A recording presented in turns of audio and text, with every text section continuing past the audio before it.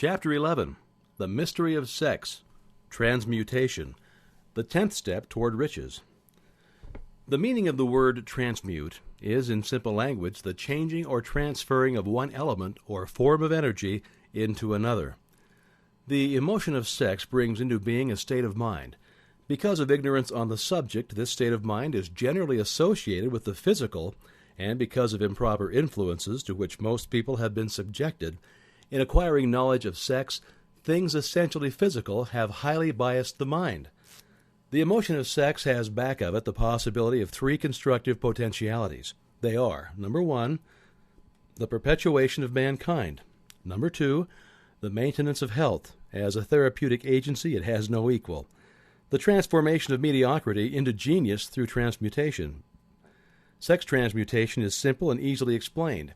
It means the switching of the mind from thoughts of physical expression to thoughts of some other nature.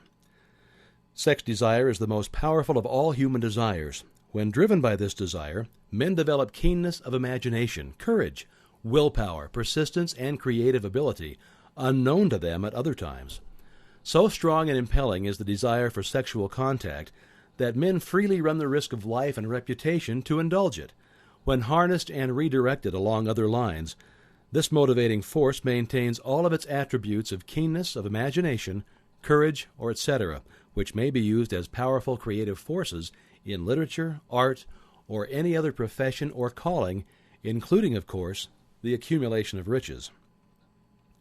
The transmutation of sex energy calls for the exercise of willpower, to be sure, but the reward is worth the effort. The desire for sexual expression is inborn, and it's natural.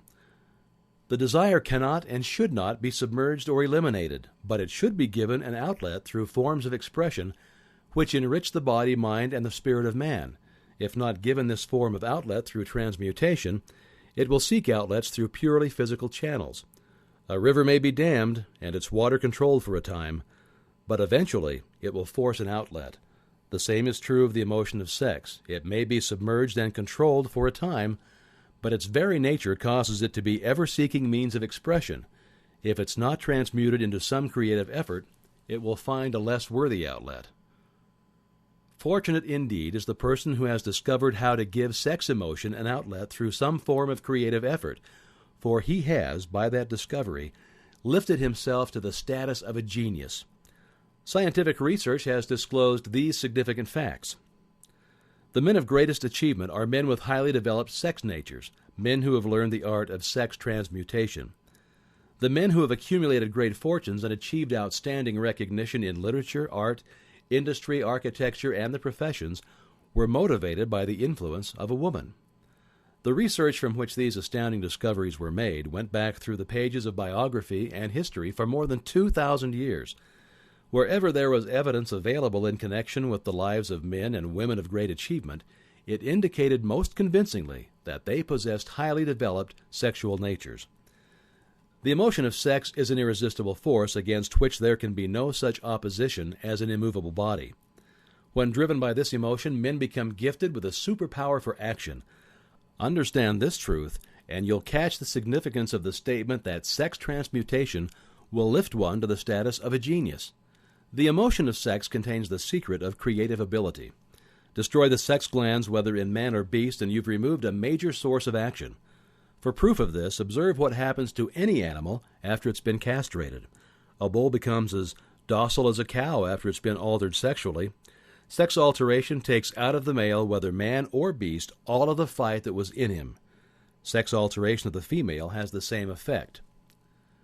The human mind responds to stimuli through which it may be keyed up to high rates of vibration, known as enthusiasm, creative imagination, intense desire, etc. The stimuli to which the mind responds most freely are the desire for sexual expression, love, a burning desire for fame, power, or financial gain, we mean money, and music. Friendship between either those of the same sex or those of the opposite sex. A mastermind alliance based upon the harmony of two or more people who ally themselves for spiritual or temporal advancement. Mutual suffering, such as that experienced by people who are persecuted. Autosuggestion, fear, narcotics, and alcohol. The desire for sexual expression comes at the head of the list of stimuli which most effectively step up the vibrations of the mind and start the wheels of physical action. 8 of these stimuli are natural and constructive. 2 are destructive. The list is here presented for the purpose of enabling you to make a comparative study of the major sources of mind stimulation. From this study, it will be readily seen that the emotion of sex is, by great odds, the most intense and powerful of all mind stimuli. This comparison is necessary as a foundation for proof of the statement that transmutation of sexual energy may lift one to the status of a genius. Let's find out what constitutes a genius. Some wiseacre has said that a genius is a man who wears long hair, eats queer food, lives alone, and serves as a target for the joke makers. A better definition of a genius is a man who has discovered how to increase the vibrations of thought to the point where he can freely communicate with sources of knowledge not available through the ordinary rate of vibration of thought. The person who thinks will want to ask some questions concerning this definition of genius. The first question will be, how may one communicate with sources of knowledge which are not available through the ordinary rate of vibration of thought? The next question will be, are there known sources of knowledge which are available only to genii? And if so, what are these sources, and exactly how may they be reached? We'll offer proof of the soundness of some of the more important statements made in this book, or at least we shall offer evidence through which you may secure your own proof through experimentation, and in doing so, we shall answer both of these questions. The reality of a sixth sense has been fairly well established. The sixth sense is creative imagination. The faculty of creative imagination is one which the majority of people never use during an entire lifetime, and if used at all, it usually happens by mere accident. A relatively small number of people use, with deliberation and purpose aforethought, the faculty of creative imagination. Those who use this faculty voluntarily and with understanding of its functions are genii. The faculty of creative imagination is the direct link between the finite mind of man and infinite intelligence. All the so-called revelations referred to in the realm of religion and all discoveries of basic or new principles in the field of invention take place through the faculty of creative imagination. When ideas or concepts flash into one's mind through what is popularly called a hunch, they come from one or more of the following sources. Infinite intelligence, one's subconscious mind wherein is stored every sense, impression, and thought impulse which ever reached the brain through any of the 5 senses. From the mind of some other person who has just released the thought or picture of the idea or concept through conscious thought, or from the other person's subconscious storehouse. There are no other known sources from which inspired ideas or hunches may be received. The creative imagination functions best when the mind is vibrating, due to some form of mind stimulation, at an exceedingly high rate. That is, when the mind is functioning at a rate of vibration higher than that of ordinary, normal thought. When brain action has been stimulated through one or more of the 10 mind stimulants, it has the effect of lifting the individual far above the horizon of ordinary thought and permits him to envision distance, scope, and quality of thoughts not available on the lower plane, such as that occupied while one is engaged in the solution of the problems of business and professional routine.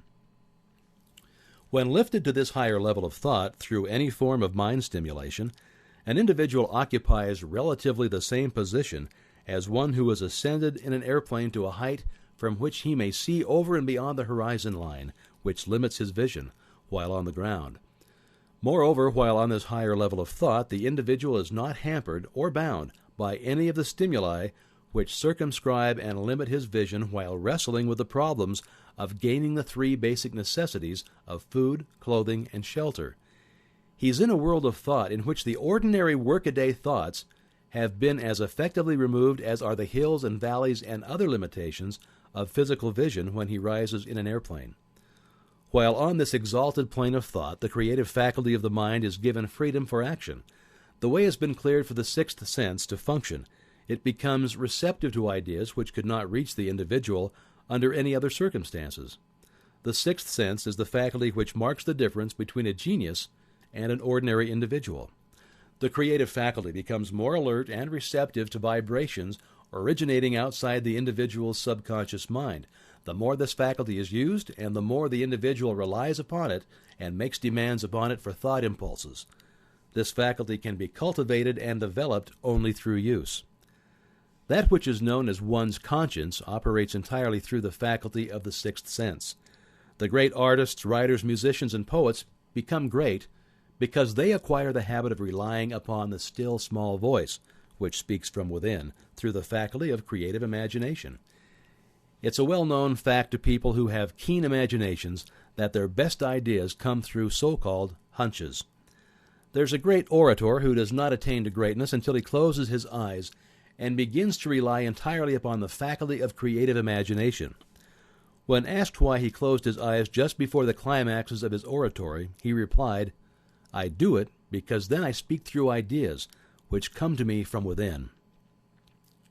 One of America's most successful and best-known financiers followed the habit of closing his eyes for 2 or 3 minutes before making a decision. When asked why he did this, he replied, "With my eyes closed, I'm able to draw upon a source of superior intelligence." The late Dr. Elmer R. Gates of Chevy Chase, Maryland, created more than 200 useful patents, many of them basic, through the process of cultivating and using the creative faculty. His method is both significant and interesting to one interested in attaining to the status of genius, in which category Dr. Gates unquestionably belonged. Dr. Gates was one of the really great, though less publicized, scientists of the world. In his laboratory, he had what he called his personal communication room. It was practically soundproof and so arranged that all light could be shut out. It was equipped with a small table on which he kept a pad of writing paper. In front of the table, on the wall, was an electric push-button which controlled the lights. When Dr. Gates desired to draw upon the forces available to him through his creative imagination, he would go into this room, seat himself at the table, shut off the lights, and concentrate upon the known factors of the invention on which he was working, remaining in that position until ideas began to flash into his mind in connection with the unknown factors of the invention. On one occasion, ideas came through so fast that he was forced to write for almost 3 hours. When the thoughts stopped flowing and he examined his notes, he found they contained a minute description of principles which had not a parallel among the known data of the scientific world. Moreover, the answer to his problem was intelligently presented in those notes. In this manner, Dr. Gates completed over 200 patents, which had begun but not completed by half-baked brains. Evidence of the truth of this statement is in the United States Patent Office. Dr. Gates earned his living by sitting for ideas for individuals and corporations. Some of the largest corporations in America paid him substantial fees by the hour for sitting for ideas. The reasoning faculty is often faulty because it is largely guided by one's accumulated experience. Not all knowledge which one accumulates through experience is accurate.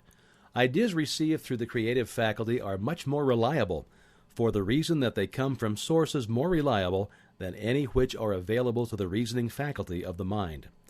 The major difference between the genius and the ordinary crank inventor may be found in the fact that the genius works through his faculty of creative imagination, while the crank knows nothing of this faculty. The scientific inventor, like Mr. Edison and Dr. Gates, makes use of both the synthetic and the creative faculties of this imagination. For example, the scientific inventor or genius begins an invention by organizing and combining the known ideas or principles accumulated through experience through the synthetic faculty, the reasoning faculty. If he finds this accumulated knowledge to be insufficient for the completion of his invention, he then draws upon the source of knowledge available to him through his creative faculty. The method by which he does this varies with the individual, but this is the sum and substance of his procedure. He stimulates his mind so that it vibrates on a higher-than-average plane, using one or more of the 10 mind stimulants or some other stimulant of his choice. He concentrates upon the known factors, the finished part of his invention, and creates in his mind a perfect picture of unknown factors, the unfinished part of his invention. He holds this picture in mind until it has been taken over by the subconscious mind, then relaxes by clearing his mind of all thought and waits for his answers to flash into his mind. Sometimes the results are both definite and immediate. At other times the results are negative, depending upon the state of development of the sixth sense, or creative faculty. Mr. Edison tried out more than 10,000 different combinations of ideas through the synthetic faculty of his imagination before he tuned in through the creative faculty and got the answer which perfected the incandescent light. His experience was similar when he produced the talking machine. There is plenty of reliable evidence that the faculty of creative imagination exists. This evidence is available through accurate analysis of men who have become leaders in their respective callings without having had extensive educations. Lincoln was a notable example of a great leader who achieved greatness through the discovery and use of his faculty of creative imagination. He discovered and began to use this faculty as the result of the stimulation of love which he experienced after he met Anne Rutledge, a statement of the highest significance in connection with the study of the source of genius. The pages of history are filled with the records of great leaders whose achievements may be traced directly to the influence of women who aroused the creative faculties of their minds through the stimulation of sexual desire. Napoleon Bonaparte was one of these. When inspired by his first wife Josephine, he was irresistible and invincible. When his better judgment or reasoning faculty prompted him to put Josephine aside, he began to decline. His defeat and St. Helena were not far distant. If good taste would permit, we might easily mention scores of men well known to the American people who climbed to great heights of achievement under the stimulating influence of their wives, only to drop back to destruction after money and power went to their heads, and they put aside the old wife for a new one. Napoleon was not the only man to discover that sexual influence from the right source is more powerful than any substitute of expediency which may be created by mere reason. The human mind responds to stimulation. Among the greatest and most powerful of these stimuli is the urge of sex. When harnessed and transmuted, this driving force is capable of lifting men into that higher sphere of thought which enables them to master the sources of worry and petty annoyance which beset their pathway on the lower plane. Unfortunately, only those who are genius have made the discovery. Others have accepted the experience of sexual urge without discovering one of its major potentialities, a fact which accounts for the great number of others as compared to the limited number of those who are genius. For the purpose of refreshing the memory in connection with the facts available from the biographies of certain men, we here present the names of a few men of outstanding achievement, each of whom was known to have been of a highly sexual nature. The genius which was theirs undoubtedly found its source of power in transmuted sex energy. George Washington, Napoleon Bonaparte, William Shakespeare, Abraham Lincoln, Ralph Waldo Emerson, Robert Burns, Thomas Jefferson, Elbert Hubbard, Albert H. Gary, Oscar Wilde, Woodrow Wilson, John H. Patterson, Andrew Jackson, Enrico Caruso. Your own knowledge of biography will enable you to add to this list. Find, if you can, a single man in all history of civilization who achieved outstanding success in any calling who was not driven by a well-developed sexual nature. If you don't wish to rely upon biographies of men not now living, take inventory of those whom you know to be men of great achievement, and see if you can find one among them who was not highly sexed. Sex energy is the creative energy of all genius. There never has been and never will be a great leader, builder, or artist lacking in this driving force of sex. Surely no one will misunderstand these statements to mean that all who are highly sexed are genius. Man attains to the status of a genius only when and if he stimulates his mind so that it draws upon the forces available through the creative faculty of the imagination. Chief among the stimuli with which this stepping up of the vibrations may be produced is sexual energy. The mere possession of this energy is not sufficient to produce a genius. The energy must be transmuted from desire for physical contact into some other form of desire and action before it will lift one to the status of a genius.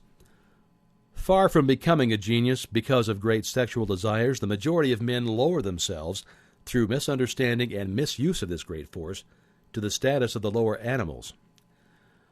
I discovered from the analysis of over 25,000 people that men who succeed in an outstanding way seldom do so before the age of 40, and more often they don't strike their real pace until they're well beyond the age of 50.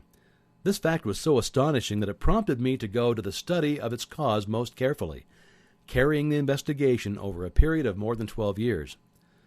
The study disclosed the fact that the major reason why the majority of men who succeed do not begin to do so before the age of 40 to 50 is their tendency to dissipate their energies through overindulgence in physical expression of the emotion of sex. The majority of men never learn that the urge of sex has other possibilities which far transcend in importance that of mere physical expression. The majority of those who make this discovery do so having wasted many years at a period when the sexual energy is at its height. That's prior to the age of 45 to 50. This usually is followed by noteworthy achievement. The lives of many men, up to and sometimes well past the age of 40, reflect a continued dissipation of energies which could have been more profitably turned into better channels. Their finer and more powerful emotions are sown wildly to the four winds. Out of this habit of the male grew the term sowing his wild oats. The desire for sexual expression is by far the strongest and most impelling of all of the human emotions, and for this very reason, this desire, when harnessed and transmuted into action other than that of physical expression, may raise one to the status of a genius. One of America's most able businessmen frankly admitted that his attractive secretary was responsible for most of the plans he created. He admitted that her presence lifted him to heights of creative imagination, such as he could experience under no other stimulus. One of the most successful men in America owes most of his success to the influence of a very charming young woman who has served as his source of inspiration for more than 12 years. Everyone knows the man to whom this reference is made, but not everyone knows the real source of his achievements.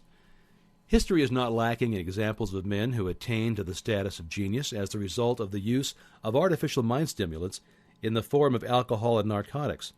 Edgar Allan Poe wrote The Raven while under the influence of liquor, dreaming dreams that mortal never dared to dream before. James Whitcomb Riley did his best writing while under the influence of alcohol. Perhaps it was thus he saw the ordered intermingling of the real and the dream, the mill above the river and the mist above the stream. Robert Burns wrote best when intoxicated. For auld lang syne, my dear, will take a cup of kindness yet, for auld lang syne. But let it be remembered that many such men have destroyed themselves in the end. Nature has prepared her own potions with which men may safely stimulate their minds, so they vibrate on a plane that enables them to tune in to fine and rare thoughts which come from no man knows where. No satisfactory substitute for nature's stimulants has ever been found. It's a well-known fact to psychologists that there's a very close relationship between sexual desires and spiritual urges, a fact which accounts for the peculiar behavior of people who participate in the orgies known as religious revivals, common among the primitive types. The world is ruled and the destiny of civilization is established by the human emotion. People are influenced in their actions not by reason so much as by feeling. The creative faculty of the mind is set into action entirely by emotions and not by cold reason. The most powerful of all human emotions is that of sex. There are other mind stimulants, some of which have been listed, but no one of them nor all of them combined can equal the driving power of sex. A mind stimulant is any influence which will either temporarily or permanently increase the vibrations of thought. The 10 major stimulants described are the most common resorted to. Through these sources, one may commune with infinite intelligence or enter at will the storehouse of the subconscious mind, either one's own or that of another person, a procedure which is all there is of genius. A teacher who has trained and directed the efforts of more than 30,000 salespeople made the astounding discovery that highly sexed men are the most efficient salesmen. The explanation is that the factor of personality known as personal magnetism is nothing more or less than sexual energy. Highly sexed people always have a plentiful supply of imagination and magnetism. Through cultivation and understanding, this vital force may be drawn upon and used to great advantage in the relationships between people. This energy may be communicated to others through the following media. The handshake.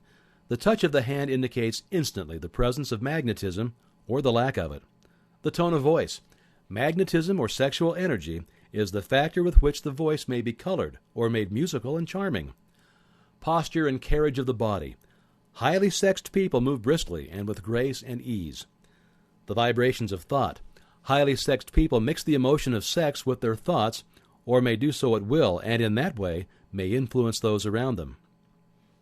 Body adornment. People who are highly sexed are usually very careful about their personal appearance. They usually select clothing of a style becoming to their personality, physique, complexion, etc. When employing salesmen, the more capable sales manager looks for the quality of personal magnetism as the first requirement of a salesman. People who lack sexual energy will never become enthusiastic nor inspire others with enthusiasm, and enthusiasm is one of the most important requisites in salesmanship, no matter what one is selling. The public speaker, the orator, the preacher, lawyer, or salesman who is lacking in sex energy is a flop as far as being able to influence others is concerned. Couple with this the fact that most people can be influenced only through an appeal to their emotions, and you'll understand the importance of sexual energy as a part of the salesman's native ability. Master salesmen attain the status of mastery in selling because they either consciously or unconsciously transmute the energy of sex into sales enthusiasm. In this statement may be found a very practical suggestion as to the actual meaning of sex transmutation. The salesman who knows how to take his mind off the subject of sex and direct it in sales efforts with as much enthusiasm and determination as he would apply to its original purpose has acquired the art of sex transmutation, whether he knows it or not. The majority of salesmen who transmute their sex energy do so without being in the least aware of what they're doing or how they're doing it. Transmutation of sexual energy calls for more willpower than the average person cares to use for this purpose. Those who find it difficult to summon willpower sufficient for transmutation may gradually acquire this ability. Though this requires willpower, the reward for the practice is more than worth the effort. The entire subject of sex is one with which the majority of people appear to be unpardonably ignorant. The urge of sex has been grossly misunderstood, slandered, and burlesqued by the ignorant and the evil-minded for so long that the very word sex is seldom used in polite society. Men and women who are known to be blessed, yes, blessed with highly sexual natures, are usually looked upon as being people who will bear watching. Instead of being called blessed, they are usually called cursed. Millions of people, even in this age of enlightenment, have inferiority complexes which they developed because of this false belief that a highly sexual nature is a curse. These statements of the virtue of sex energy should not be construed as justification for the libertine. The emotion of sex is a virtue only when used intelligently and with discrimination. It may be misused, and often is, to such an extent that it debases instead of enriches both body and mind. The better use of this power is the burden of this chapter. It seemed quite significant to the author when he made the discovery that practically every great leader whom he had the privilege of analyzing was a man whose achievements were largely inspired by a woman. In many instances, the woman in the case was a modest, self-denying wife of whom the public had heard but little or nothing. In a few instances, the source of inspiration has been traced to the other woman. Perhaps such cases may not be entirely unknown to you. Intemperance in sexual habits is just as detrimental as intemperance in habits of drinking and eating. In this age in which we live, an age which began with the World War, intemperance in habits of sex is very common. The orgy of indulgence may account for the shortage of great leaders. No man can avail himself of the forces of his creative imagination while dissipating them. Man is the only creature on earth which violates nature's purpose in this connection. Every other animal indulges its sexual nature in moderation and with purpose which harmonizes with the laws of nature. Every other animal responds to the call of sex only in season. Man's inclination is to declare open season. Every intelligent person knows that stimulation in excess through alcoholic drink and narcotics is a form of intemperance which destroys the vital organs of the body, including the brain. Not every person knows, however, that overindulgence in sex expression may become a habit as destructive and as detrimental to creative effort as narcotics or liquor. A sex-mad man is not essentially different than a dope-mad man. Both have lost control over their faculties of reason and willpower. Sexual overindulgence may not only destroy reason and willpower, but it may also lead to either temporary or permanent insanity.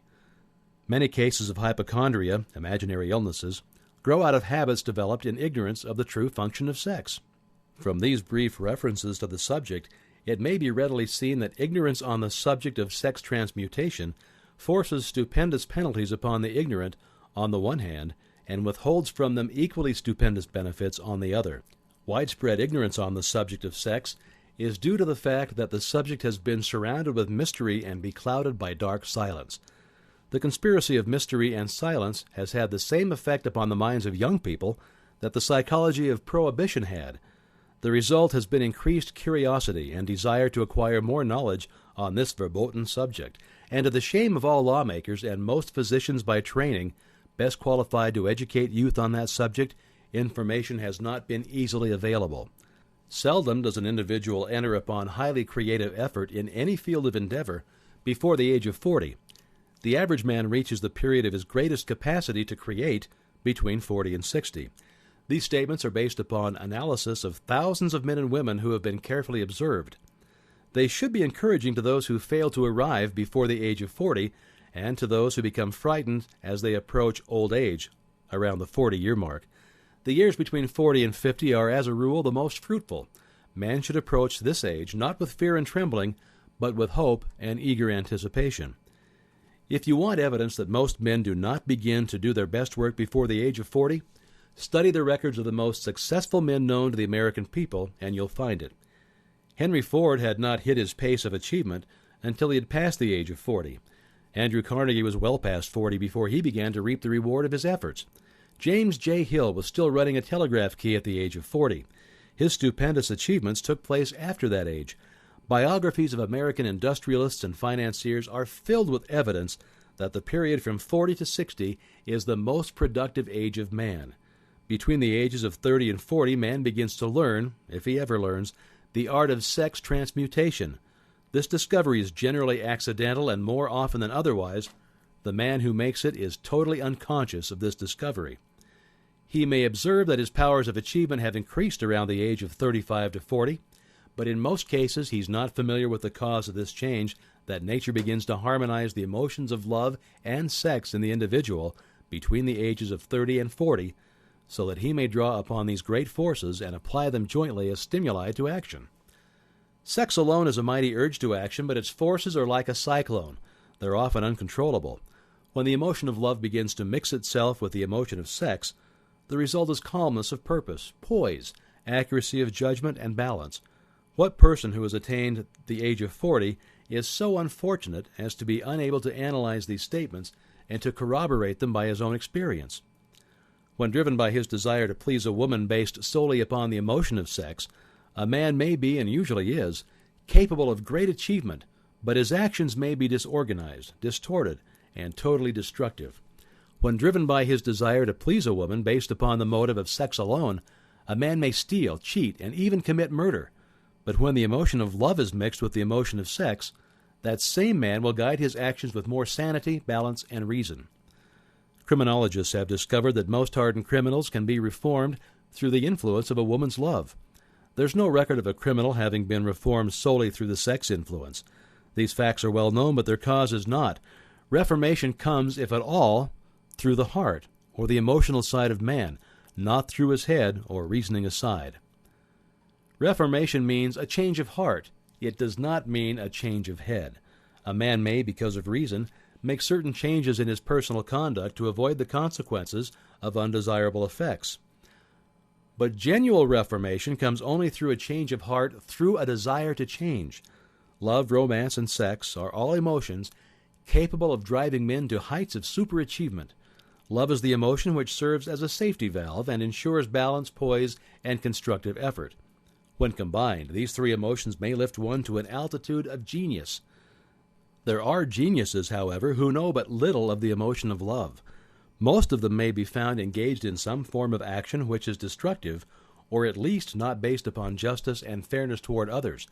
If good taste would permit, a dozen geniuses could be named in the field of industry and finance who ride ruthlessly over the rights of their fellow men. They seem totally lacking in conscience. The reader can easily supply his own list of such men. The emotions are states of mind. Nature has provided man with a chemistry of the mind which operates in a manner similar to the principles of chemistry of matter. It is a well-known fact that through the aid of chemistry of matter, a chemist may create a deadly poison by mixing certain elements, none of which are in themselves harmful in the right proportions. The emotions may likewise be combined so as to create a deadly poison. The emotions of sex and jealousy, when mixed, may turn a person into an insane beast. The presence of any other one or more of the destructive emotions in the human mind through the chemistry of the mind sets up a poison which may destroy one's sense of justice and fairness. In extreme cases, the presence of any combination of these emotions in the mind may destroy one's reason. The road to genius consists of the development, control, and use of sex, love, and romance. Briefly, the process may be stated as follows. Encourage the presence of these emotions as the dominating thoughts in one's mind, and discourage the presence of all the destructive emotions. The mind is a creature of habit. It thrives upon the dominating thoughts fed it. Through the faculty of willpower, one may discourage the presence of any emotion and encourage the presence of any other. Control of the mind through the power of will is not difficult. Control comes from persistence and habit. The secret of control lies in understanding the process of transmutation.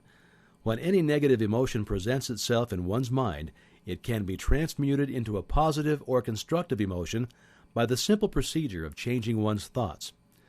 There is no other road to genius than through voluntary self-effort.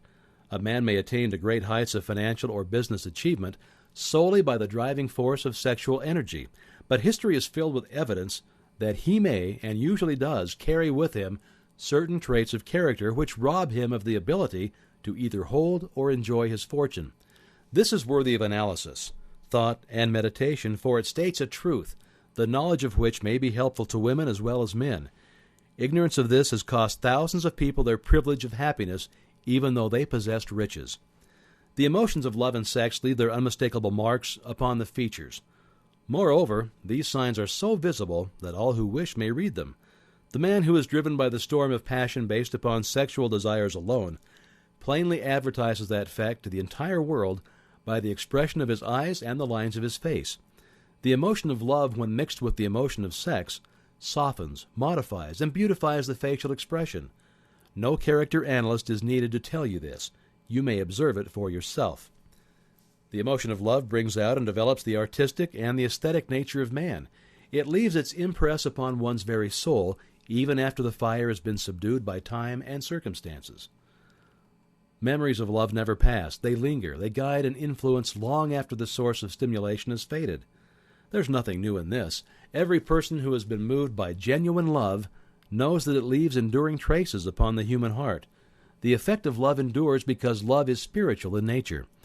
The man who cannot be stimulated to great heights of achievement by love is hopeless. He is dead. He may seem to live. Even the memories of love are sufficient to lift one to a higher plane of creative effort. The major force of love may spend itself and pass away like a fire which has burned itself out, but it leaves behind indelible marks as evidence that it passed that way. Its departure often prepares the human heart for a still greater love. Go back into your yesterdays at times and bathe your mind in the beautiful memories of past love. It will soften the influence of the present worries and annoyances. It will give you a source of escape from the unpleasant realities of life, and maybe, who knows, your mind will yield to you during this temporary retreat into the world of fantasy ideas or plans which may change the entire financial or spiritual status of your life. If you believe yourself unfortunate because you have loved and lost, perish the thought. One who has loved truly can never lose entirely. Love is whimsical and temperamental. Its nature is ephemeral and transitory. It comes when it pleases and goes away without warning. Accept and enjoy it while it remains, but spend no time worrying about its departure. Worry will never bring it back. Dismiss also the thought that love never comes but once. Love may come and go times without number, but there are no two love experiences which affect one in just the same way. There may be, and there usually is, one love experience which leaves a deeper imprint on the heart than all the others. But all love experiences are beneficial, except to the person who becomes resentful and cynical when love makes its departure. There should be no disappointment over love, and there would be none if people understood the difference between the emotions of love and sex. The major difference is that love is spiritual, while sex is biological. No experience which touches the human heart with a spiritual force can possibly be harmful except through ignorance or jealousy. Love is, without question, life's greatest experience. It brings one into communion with infinite intelligence. When mixed with the emotions of romance and sex, it may lead one far up the ladder of creative effort. The emotions of love, sex, and romance are sides of the eternal triangle of achievement, building genius. Nature creates genius through no other force. Love is an emotion with many sides, shades, and colors. The love which one feels for parents or children is quite different from that which one feels for one's sweetheart. The one is mixed with the emotion of sex, while the other is not. The love which one feels in true friendship is not the same as that felt for one's sweetheart, parents, or children, but it too is a form of love. Then there's the emotion of love for things inanimate, such as the love of nature's handiwork. But the most intense and burning of all of these various kinds of love is that experienced in the blending of the emotions of love and sex. Marriages not blessed with the eternal affinity of love, properly balanced and proportioned with sex, cannot be happy ones and seldom endure. Love alone will not bring happiness in marriage, nor will sex alone. When these two beautiful emotions are blended, marriage may bring about a state of mind closest to the spiritual that one may ever know on this earthly plane. When the emotion of romance is added to those of love and sex, the obstructions between the finite mind of man and infinite intelligence are removed. Then a genius has been born. What a different story is this than those usually associated with the emotion of sex. Here is an interpretation of the emotion which lifts it out of the commonplace and makes of it potter's clay in the hands of God, from which he fashions all that is beautiful and inspiring. It's an interpretation which would, when properly understood, bring harmony out of the chaos which exists in too many marriages. The disharmonies often expressed in the form of nagging may usually be traced to lack of knowledge on the subject of sex. Where love, romance, and the proper understanding of the emotion and function of sex abide, there is no disharmony between married people. Fortunate is the husband whose wife understands the true relationship between the emotions of love, sex, and romance. When motivated by this holy triumvirate, no form of labor is burdensome, because even the most lowly form of effort takes on the nature of a labor of love. It's a very old saying that a man's wife may either make him or break him, but the reason is not always understood. The making and breaking is the result of the wife's understanding or lack of understanding of the emotions of love, sex, and romance. Despite the fact that men are polygamous by the very nature of their biological inheritance, it's true that no woman has as great an influence on a man as his wife, unless he's married to a woman totally unsuited to his nature. If a woman permits her husband to lose interest in her and become more interested in other women, it's usually because of her ignorance or indifference toward the subjects of sex, love, and romance. This statement presupposes, of course, that genuine love once existed between a man and his wife. The facts are equally applicable to a man who permits his wife's interest in him to die. Married people often bicker over a multitude of trivialities. If these are analyzed accurately, the real cause of the trouble will often be found to be the indifference or ignorance on these subjects. Man's greatest motivating force is his desire to please women. The hunter who excelled during prehistoric days before the dawn of civilization did so because of his desire to appear great in the eyes of women. Man's nature has not changed in this respect. The hunter of today brings home no skins of wild animals, but he indicates his desire for her favor by supplying fine clothes, motor cars, and wealth. Man has the same desire to please women that he had before the dawn of civilization. The only thing that's changed is his method of pleasing. Men who accumulate large fortunes and attain to great heights of power and fame do so mainly to satisfy their desire to please the women. Take women out of their lives and great wealth would be useless to most men. It's this inherent desire of man to please women which give women the power to make or break a man. The woman who understands man's nature and tactfully caters to it need have no fear of competition from other women. Men may be giants with indomitable willpower when dealing with other men, but they are easily managed by the woman of their choice. Most men won't admit that they're easily influenced by the woman they prefer, because it's in the nature of the male to want to be recognized as the stronger of the species. Moreover, the intelligent woman recognizes this manly trait and very wisely makes no issue of it. Some men know that they're being influenced by the woman of their choice, their wives, sweethearts, mothers, or sisters, but they tactfully refrain from rebelling against the influence because they are intelligent enough to know that no man is happy or complete without the modifying influence of the right woman. The man who does not recognize this important truth deprives himself of the power which has done more to help men achieve success than all other forces combined.